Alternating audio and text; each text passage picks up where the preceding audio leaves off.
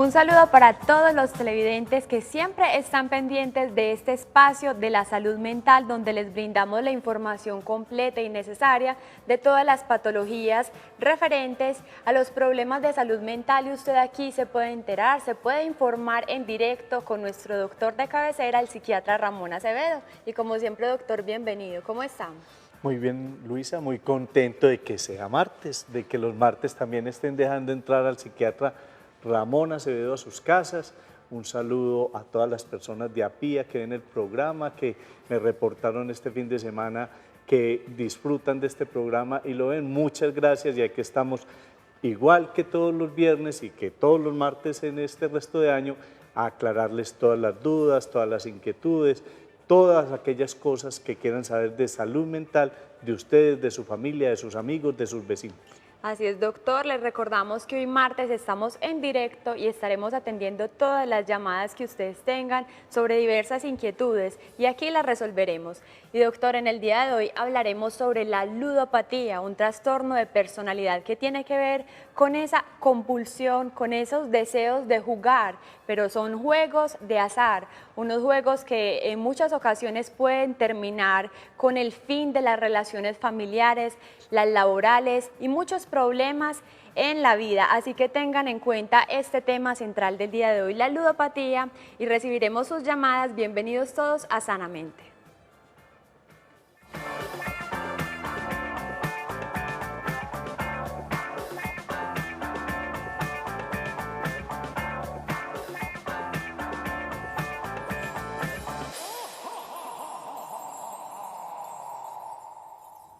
Les recordamos nuevamente que este espacio es de ustedes para resolverles todas esas preguntas que tienen relacionadas con los temas de salud mental, y que hoy martes estaremos en directo de 11:30 a 12:30 recibiendo sus llamadas a las líneas 448-4142 y a la línea gratuita nacional 018-5182. Cuéntenles además a sus familiares, a sus amigos que nos pueden ver a través de internet. La señal es gratuita las 24 horas del día, viendo nuestro sitio web www.televida.com.co. Asimismo tenemos las redes sociales, búsquenos en el Facebook como Televida Colombia y en el Twitter como @canal Televida.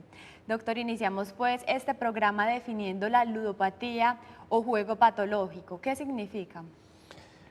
Luisa y televidentes, vean, cuando estamos hablando de la ludopatía como una patología, estamos señalando que es aquella persona que tiene una compulsión irresistible a jugar, a pesar de no querer hacerlo, a pesar de conocer las consecuencias a las que lo va a llevar el juego, pero siempre con la expectativa de que se va a desquitar o de lo mal que le ha ido.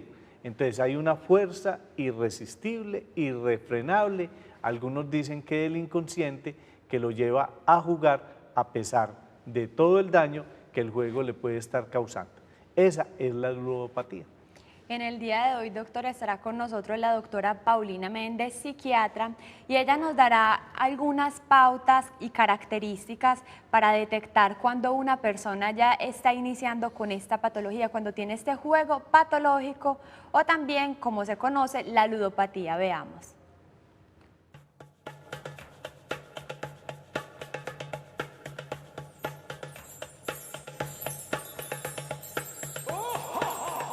Las familias y las personas cercanas a un ludópata pueden empezar a sospechar que hay problemas cuando ocurren por lo menos 5 de las siguientes características que voy a enunciar. Hay una preocupación creciente por estar jugando. Otras cosas de la vida de la persona pasan a un segundo o tercer plano. Hay fracasos repetidos frente al quiero dejar de jugar, no voy a volver a hacerlo, y se repite de nuevo la apuesta. Hay pérdidas de dinero importantes y la persona vuelve a apostar. Se tiene la esperanza pues de que se va a recuperar ese dinero. La persona empieza a mentir a la familia, a los amigos, y empieza a pretender que todo el tiempo lo salven de sus deudas. se pierde trabajo, se pierde pareja, se pierden oportunidades y no importa.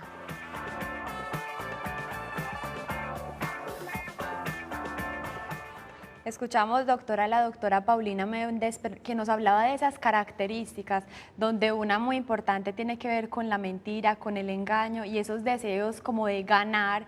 Y en muchas oportunidades quería preguntarle, ¿ese juego patológico inicia cuando una persona gana por primera vez mucho dinero y cree que lo va a seguir haciendo?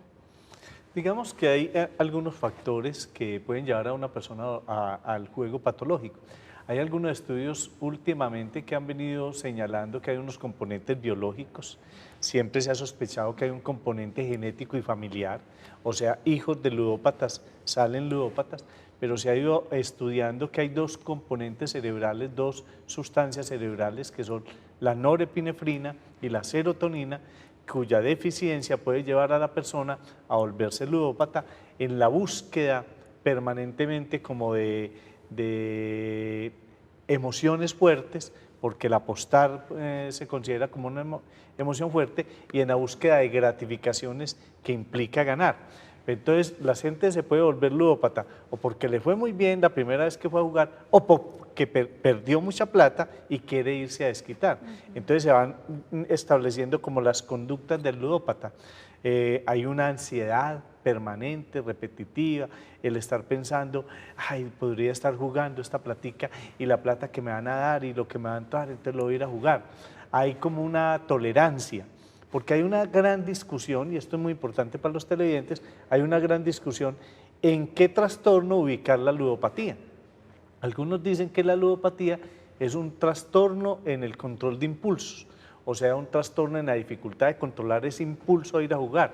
Otros dicen que es una alteración en las conductas, en los comportamientos de las personas, y otros sostenemos que se relaciona más con las adicciones, Entonces, esa dificultad que hay en dónde ubicarlo, como trastorno de control de impulsos, como alteraciones de dependencia, implica lo complejo que es el problema y cómo se ha venido estudiando.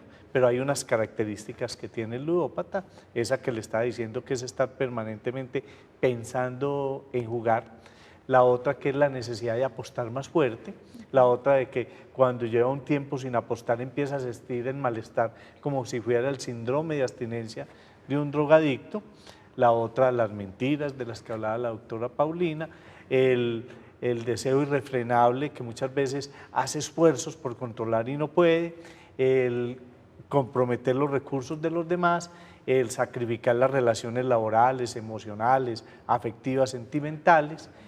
Todos estos factores de los que ya nos habló un poquito la doctora Paulina hacen que uno pueda ir descubriendo quién es un ludópata. Y ahora, doctor, recibimos nuestra primera llamada del día. Está con nosotros Juan Guillermo, que nos llama desde Medellín. ¿Cómo está, Juan Guillermo? Juan Guillermo. Doctora. Bienvenido, ¿cómo está? Bien. ¿Ustedes cómo están? Muy bien, Juan Guillermo. Aquí está el doctor Ramón Acevedo para escuchar. Felicitaciones por su programa. Muchísimas gracias. Cuéntenos. Para hacerle una consultica al doctor. Adelante. Gracias. Estoy tomando unas pastillas que se llaman... Unas pastillas que se llaman...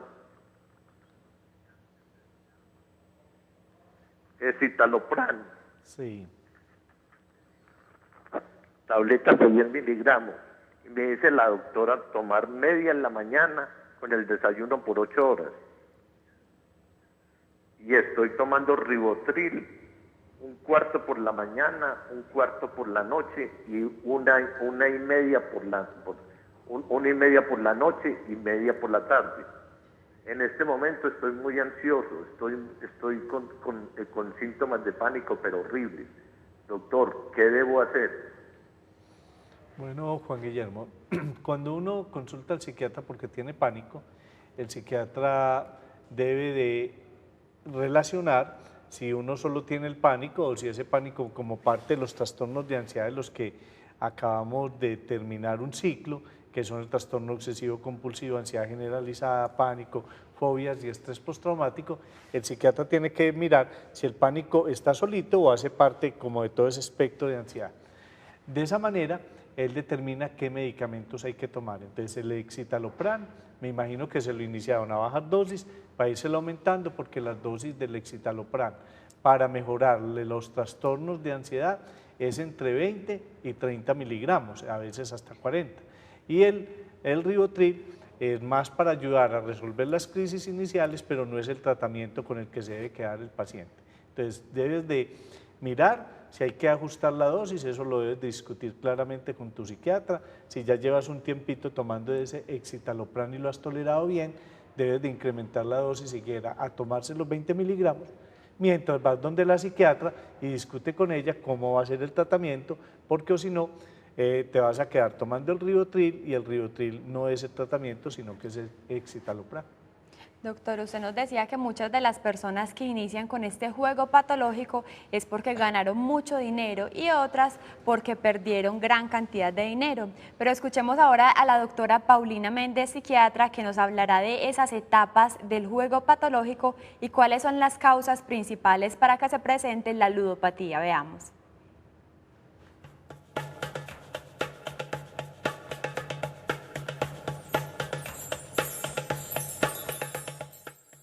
La ludopatía tiene descrita 4 fases. Hay una primera fase que es como la de ganancia y es la fase que atrapa. Generalmente la persona ha tenido ganancias importantes de dinero y las pérdidas no lo impactan tanto, entonces se apega como a la posibilidad de volver de nuevo a recuperarse. Luego viene una etapa que es la de enganche, en donde no gana, pero sigue teniendo la esperanza de que se va a recuperar y entonces hay una necesidad cada vez más grande de apostar sumas importantes de dinero, a pesar de la pérdida. Luego viene una etapa como de problema total, en donde familia y pues paciente en este caso, se dan cuenta de que están metidos en una dificultad, pero se niegan todavía a la ayuda. Y en la última etapa, que es la de desesperación, los problemas son tan grandes, tan agobiantes que acceden. Y la persona busca ayuda básicamente, pienso que con una terapia profesional. En ocasiones las crisis de juego se presentan asociadas a frustraciones, depresión o ansiedad. Personas, por ejemplo, que tienen mucho tiempo de ocio, mucho tiempo libre. Los que están además solos y pasan un tiempo efectivo sin nadie que los acompañe y sin ninguna responsabilidad. Y aquellos que además tienen manejo de dinero. Las personas entonces que atraviesan por momentos difíciles de su vida, por situaciones de duelo, de pérdida, podrían buscar compensatoriamente ganar rápido en el juego, ¿cierto?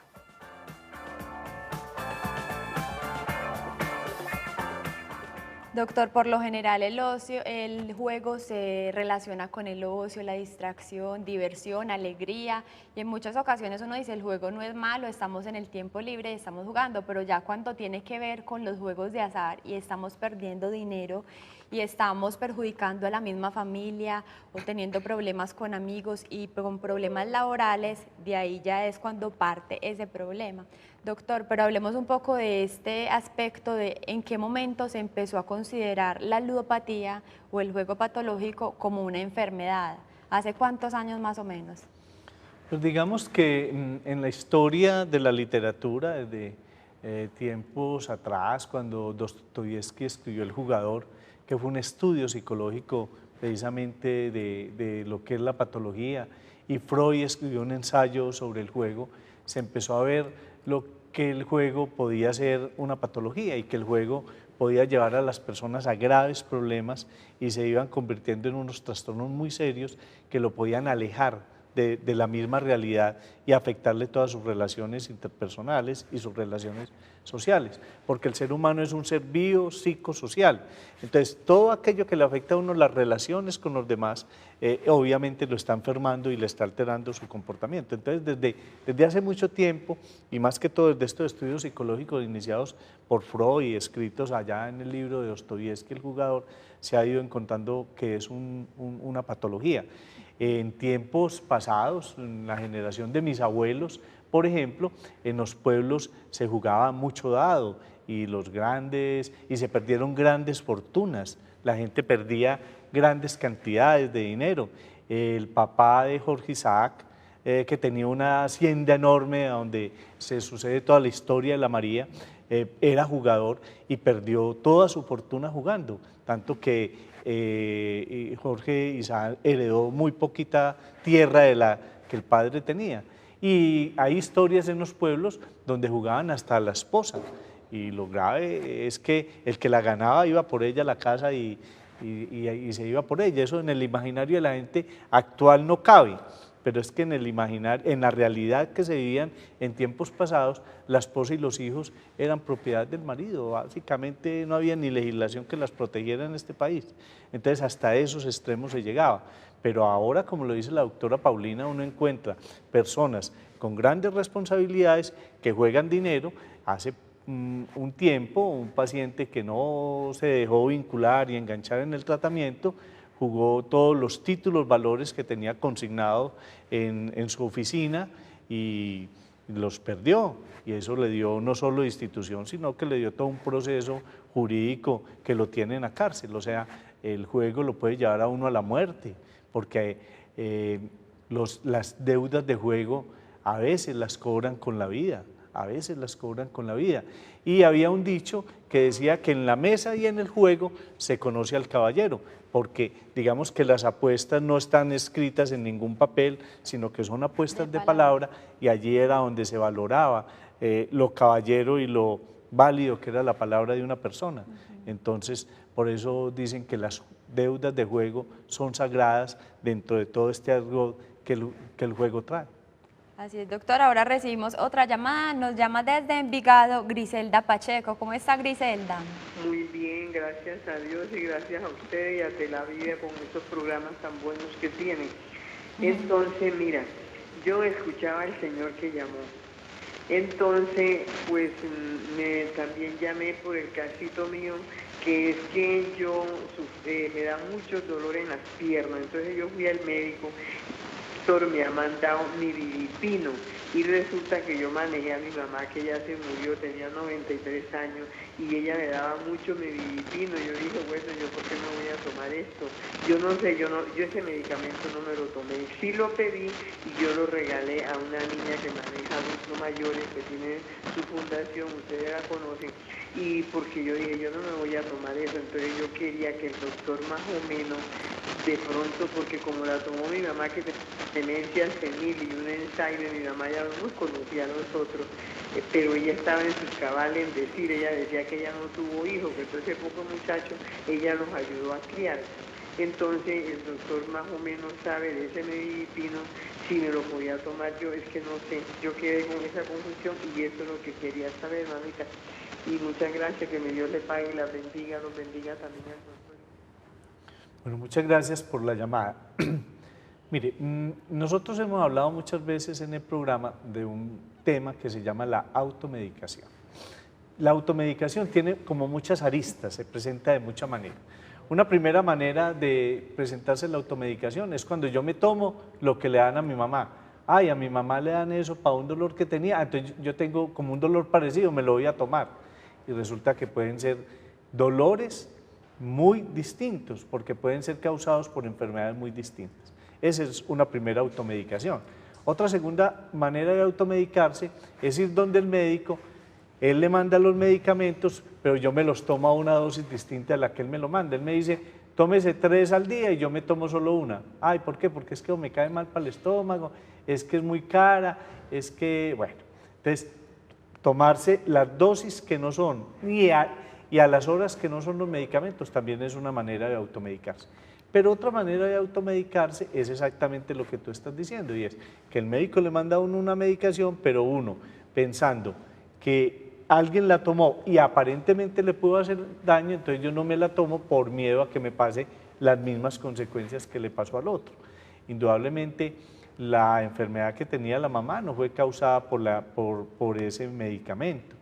Ese medicamento apuntaba a otras cosas y no tiene nada que ver con la evolución de la enfermedad de la demencia que tuvo la mamá. Yo creo que es muy bueno, ya que la regalaste, lo cual no debías de hacer, porque hay una cosa que sí quiero hacer, aprovechar tu pregunta para decírselo a los televidentes. A mucha gente le mandan medicamentos, entonces la recoge y se la lleva que para un ancianato. Ay, pues a ver qué hacen allá en el ancianato con ellos. No, porque es que si en el ancianato necesitan medicamentos, son exactamente los que manda el médico, no los que done la gente. Entonces, los ancianatos deben de tener un presupuesto o deben de tener unas personas que les ayuden a conseguir los medicamentos exactos que le mandan a cada persona.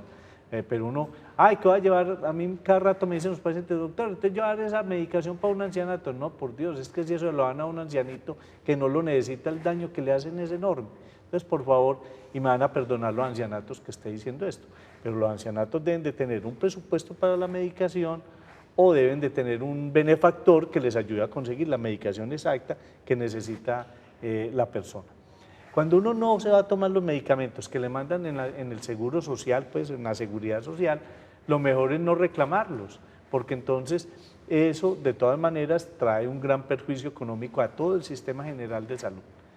Pero ya los recibimos, ya los regalamos, ahora debemos de volver al médico, le manifestamos todos estos temores, todas estas inquietudes, el médico no se va a enojar, él le va a explicar exactamente para qué es la medicación, por qué la necesita, y si usted tiene mucho miedo, él le puede mandar otro medicamento que no le dé tanto miedo, porque uno tiene derecho a tener miedo, y que le sirva igual.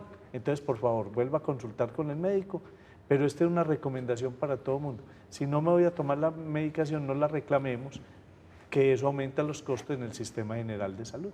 Doctor, pero muchas personas se estarán preguntando, bueno, entonces nos la regalamos a un ancianato, pero ¿a qué otro lugar se puede destinar este tipo de medicamento? Que en muchos hogares pueden sobrar cantidad de medicamentos que todavía están vigentes y que le pueden servir a otra persona. Pues muy fácil, por ejemplo, los hospitales y las clínicas podrían recibir los medicamentos siempre y cuando no estén vencidos, etcétera, etcétera, aunque no es lo más común, porque mire que incluso en las farmacias le dicen a uno que los medicamentos no se cambian, porque pueden ser manipulados, etcétera, etcétera. Entonces, la recomendación es que si yo no voy a tomarme el medicamento, no lo debo reclamar y hacer las cosas. Ahora, si yo tengo muy buen contacto con un ancianato, el ancianato sí me puede llamar a mí y decirme, vea, le mandaron a fulanita de tal un medicamento, mire a ver si dentro de los que usted tiene allá está, ¿no es cierto? Entonces ya uno busca y lleva el medicamento, pero no es como así, porque es que a veces, como los ancianatos, hay tantas urgencias y tantas necesidades, le da un dolor a una paciente y dice, no, para allí ya tenemos una pastillita que dijeron que era para el dolor, y resulta que lo que tiene la paciente es una trombosis mesentérica.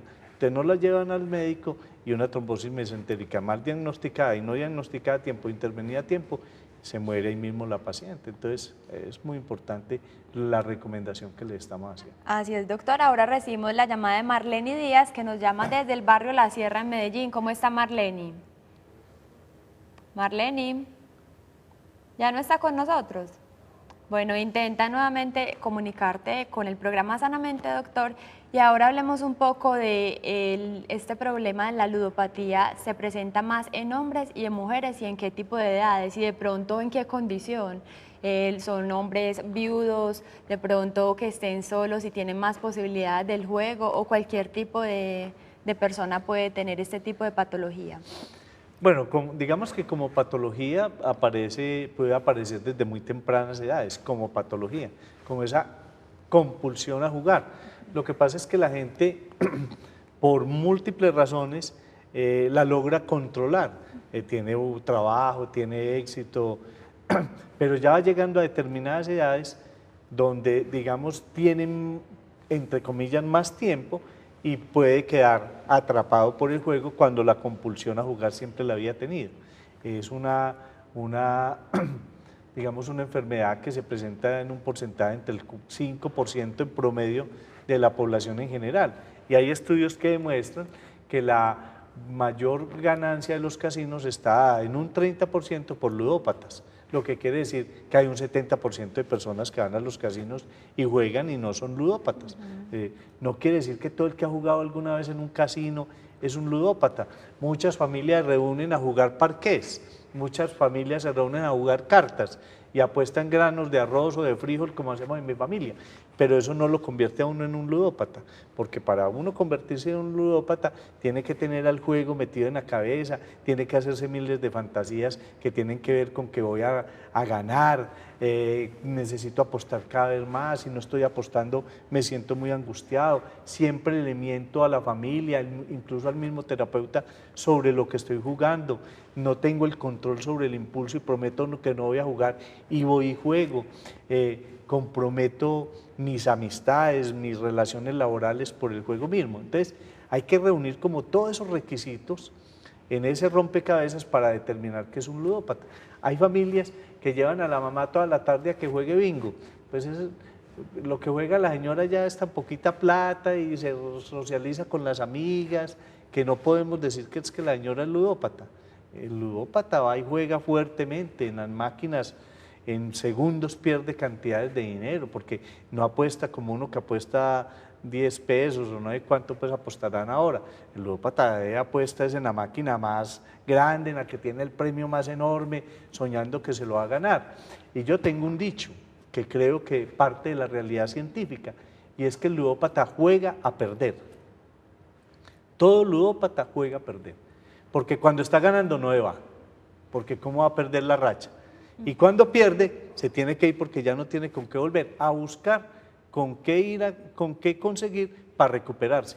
Entonces, en mi opinión, el ludópata juega a perder, nunca juega a ganar. Y algo muy delicado, doctor, que usted nos decía es que no solo prestan, sino que llegan hasta robar por esa compulsión y esos deseos de jugar y jugar y jugar todo el tiempo. Le estaba contando la historia de quien jugó todo lo que tenía consignado en su empresa. Así es, doctor.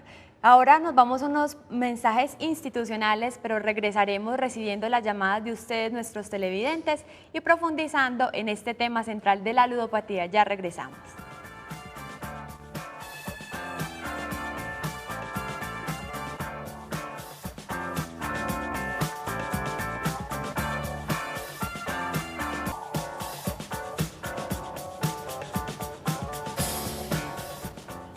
Regresamos a Sanamente y hoy estamos hablando de la ludopatía, las personas que juegan pero que no sean jugadores sociales, sino que ya invierten tanto tiempo y tanto dinero que ya se convierte en una patología que puede ser muy peligrosa y, como el doctor nos decía, puede llevarnos hasta la muerte.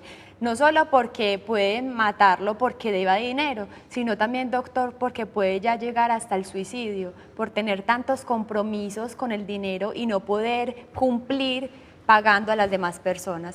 Pero, doctor, hablábamos un poco de ese juego patológico que tiene que ver mucho con las personas que van a los casinos casi diariamente, pero no solo se habla de la ludopatía con las personas que van a los casinos, porque ahora también estamos viendo de la problemática con el internet, las personas que también acuden a estos juegos a través de las redes sociales, internet, en fin. Sí, digamos que la ludopatía es esa compulsión a jugar, pero a jugar con riesgo, por decirlo así, a jugar con riesgo. Cuando uno se sienta con la familia a jugar parqués y a jugar cartas y a charlar y decía yo ahorita, jugar granos de frijoles, obviamente ahí no estamos hablando de una ludopatía, estamos hablando a veces de relaciones sociales y de algo recreativo. En la ludopatía hay ese riesgo, no es adrenalina básicamente, sino noradrenalina que se secreta en el cerebro, que lleva ese impulso de querer arriesgar cada vez más. Y en la ludopatía no solo están los juegos de casino, en la ludopatía está la gente que juega loterías y grandes cantidades de dinero en loterías, que apuesta a los caballos. Hay ludópatas que todo lo convierten en una apuesta. Entonces apuestan si va a llover o no va a llover por la tarde, si va a ganar Obama o Rommel. O sea, todo lo convierten en una apuesta. Incluso son capaces de incidir en cosas tan cotidianas como el fútbol. Entonces, todo lo convierte y todo lo quiere convertir en esa apuesta que le Ansias de genera dinero. ansiedad y de ganar o perder. Incluso apuestan grandes cantidades en esa medida. Entonces, esos apostadores entonces también se meten al juego dentro de el computador. Entonces, se meten permanentemente como a probar su suerte, así no estén ganando, porque a veces creen y tienen la idea de que si ganan en todos esos juegos que hay en el internet, entonces están también llenándose de buena suerte para ganar.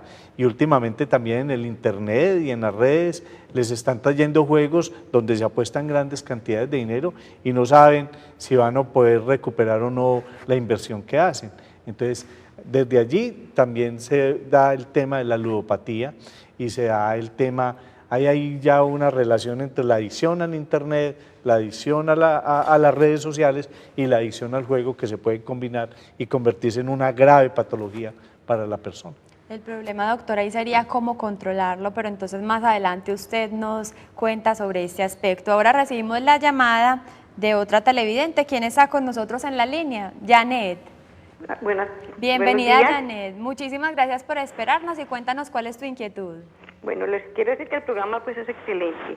Quiero Muchísimas preguntarle al gracias. doctor a qué especialista acudir y si esto se controla el fuego de azar, pues como de remis y eso, con medicina.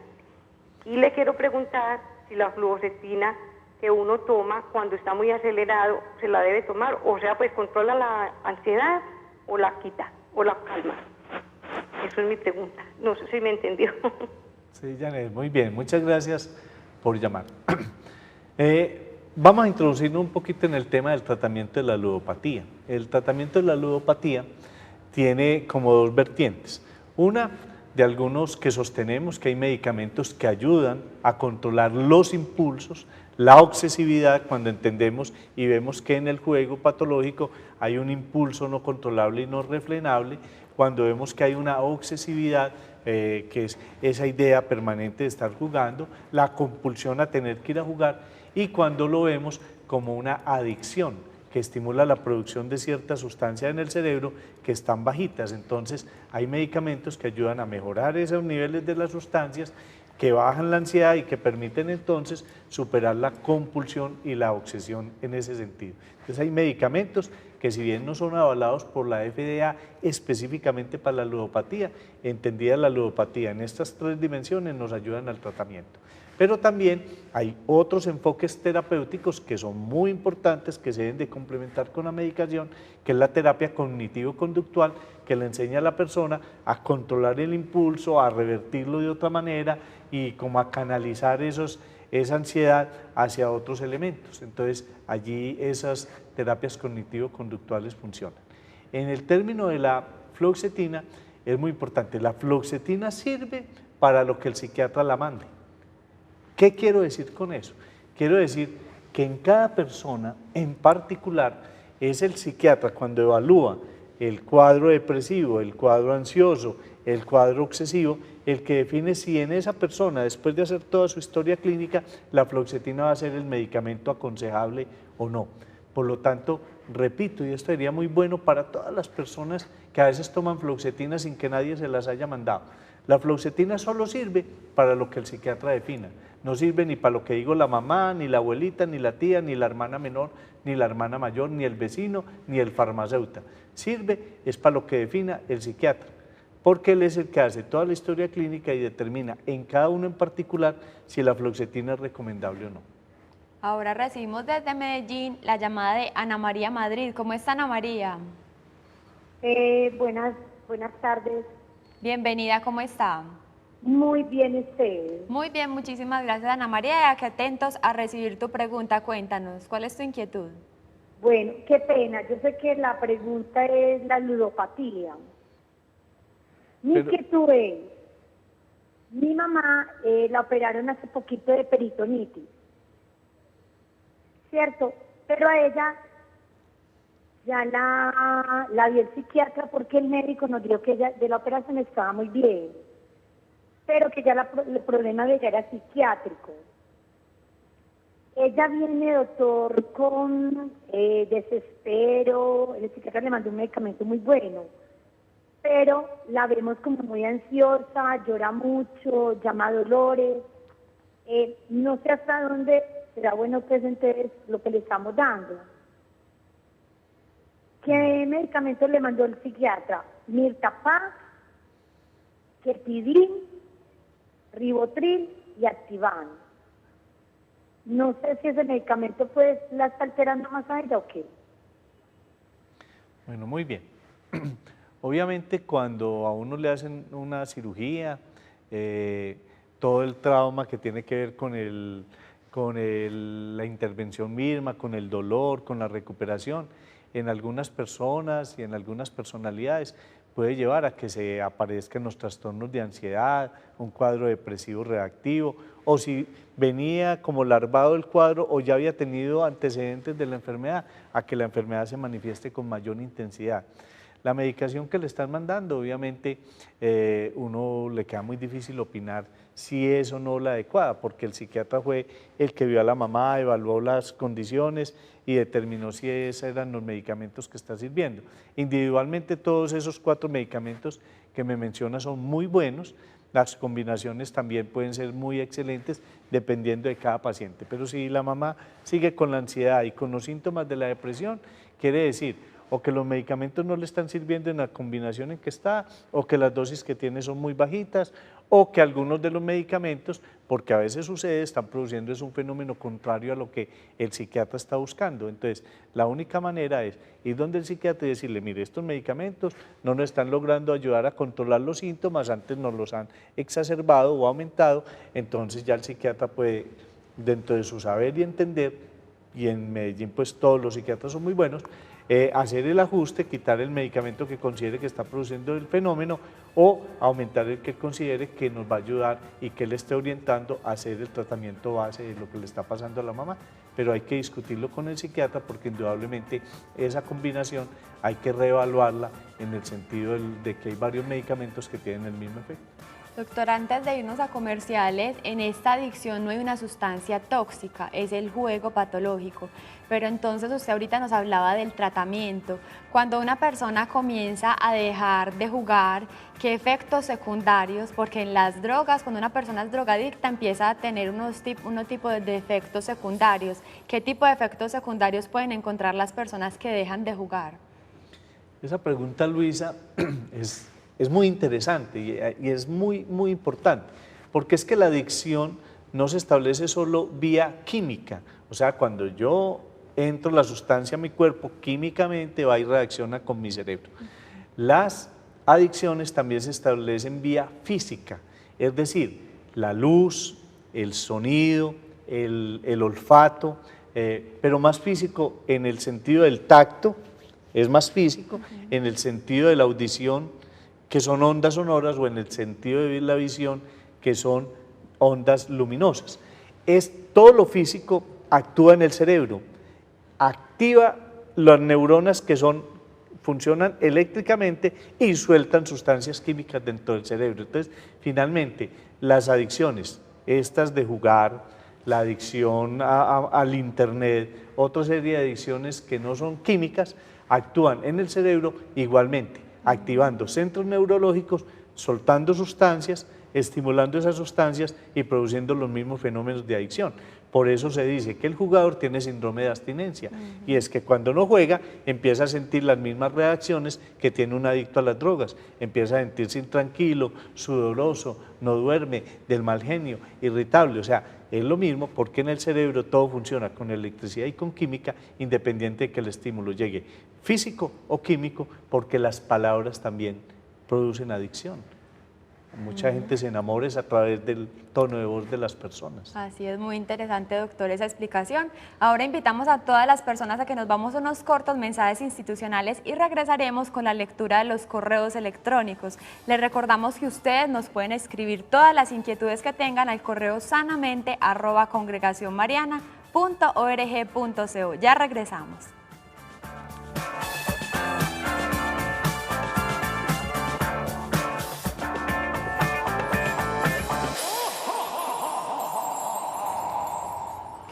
Regresamos a Sanamente y ahora es el espacio de los correos electrónicos, doctor, y iniciamos con el siguiente.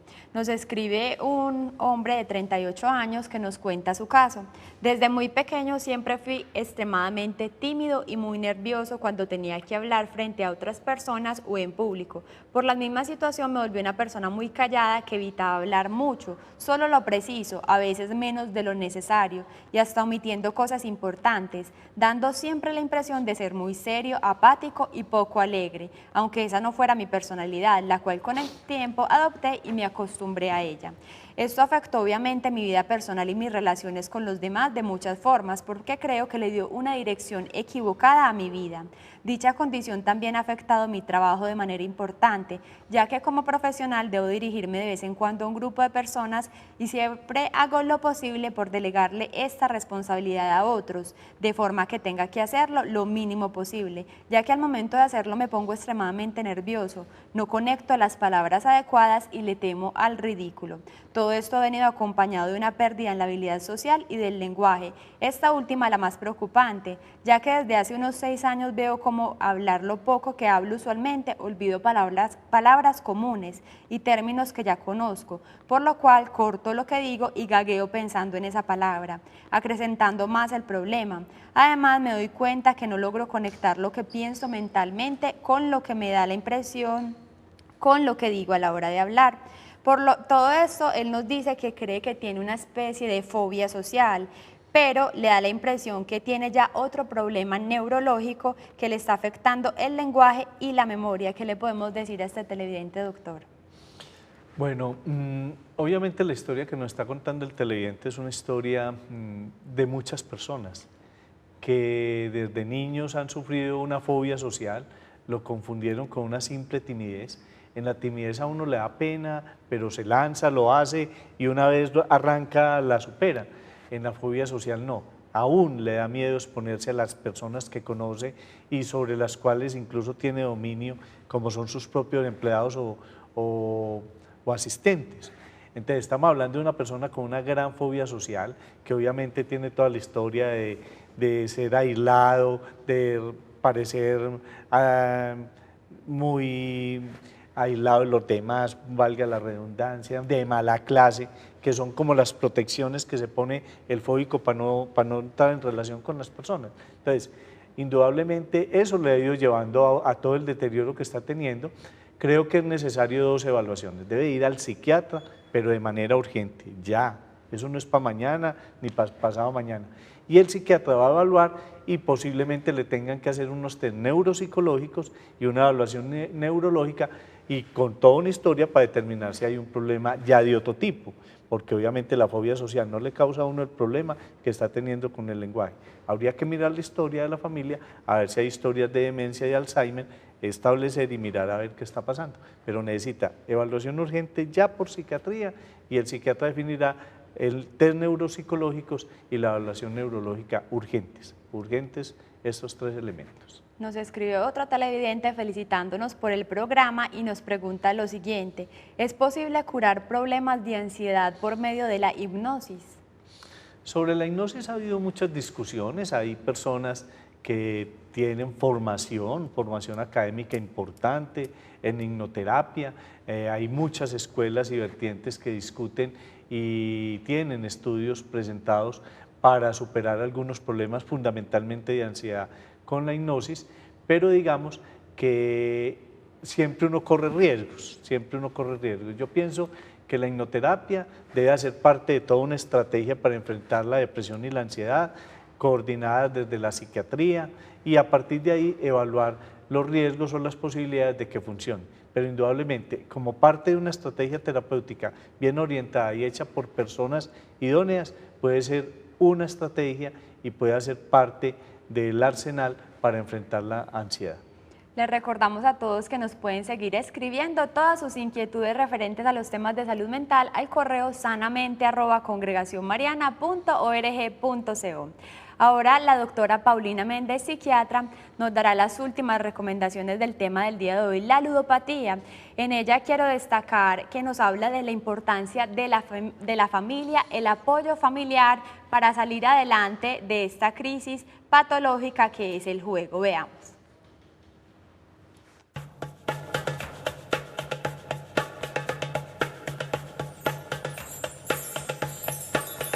Las familias tienen que aglutinarse, o sea, unirse frente al paciente y confrontarlo con que existe una dificultad y esa dificultad está fuera de control y se necesita una ayuda profesional. Porque obviamente la persona debe querer la ayuda y los otros pasos implican a la familia y a veces generan como rechazo del paciente. No puede manejar dinero. Tampoco le deben hacer préstamos, porque por lo general las familias, queriendo ayudar, se vuelven de alguna manera, sí, los cómplices, por decir, ¿cierto?, de todas las deudas y entonces los vienen sacando constantemente. Y la persona debe evitar cualquier situación que lo acerque a un casino o a un sitio de juego para fortalecer pues el deseo de no jugar y para estar abstinente. Por lo general, las personas en la fase de desesperación han tenido ya muchas pérdidas que han marcado su vida. La gran mayoría de estas personas se acercan es porque están presionadas por todas esas deudas. Hay ayudas que promueven un cambio, ayudas a las familias que promueven un cambio y eso hace que el paciente finalmente se vea fuera del círculo que antes lo protegía. Eso deja al paciente sin ningún apoyo y lo obliga de alguna manera a tomar responsabilidad sobre lo que está sucediendo, a verse.